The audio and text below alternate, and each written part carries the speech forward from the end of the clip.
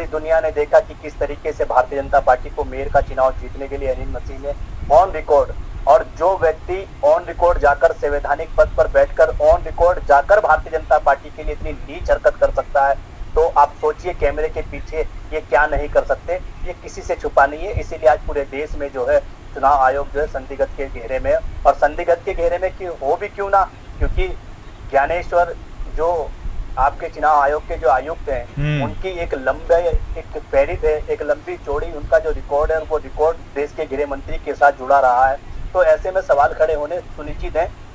इस पर मैं आपसे बाद में बात करूंगा। मैं तो सबसे पहले, क्योंकि उत्तराखंड का वासी हूं, उत्तराखंड का निवासी जी बताइए। मैं उत्तराखंड के परिप्रेक्ष्य पे आपसे बात करूंगा, क्योंकि उत्तराखंड में जो भारतीय जनता पार्टी के सानिध्य में पिछले 25 सालों में जो इस प्रदेश के अंदर नहीं हुआ, और आज जो पंचायत चुनाव हठधर्मिता से, गुंडागर्दी से, लुच्चागिरी से, डंडों के बल पे, लठ के बल पे, बंदूक के बल पे, गोलियों के बल पर जो आज पंचायत चुनाव में भारतीय जनता पार्टी ने जो कृत्य किया है और इस उत्तराखंड को शर्मसार किया, मैं समझता हूँ इन 25 सालों में ऐसा नंगा नाच इस प्रदेश के अंदर कभी नहीं हुआ जो भारतीय जनता पार्टी के साथ हुआ।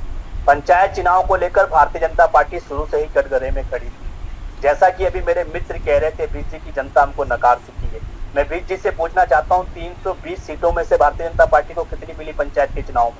बताइए जरा। पूरे प्रदेश के अंदर आपने 358 में से 320 सीटों पर आपने चुनाव लड़ने का काम किया, उसमें से 217 सीटों पर भारतीय जनता पार्टी को, 207 सीटों पर भारतीय जनता पार्टी को हार का मुंह देखना पड़ा। इसी उत्तराखंड की जनता ने इस ग्रामीण चुनाव में, क्योंकि ये पंचायत का चुनाव है, बहुत महत्वपूर्ण चुनाव था पंचायत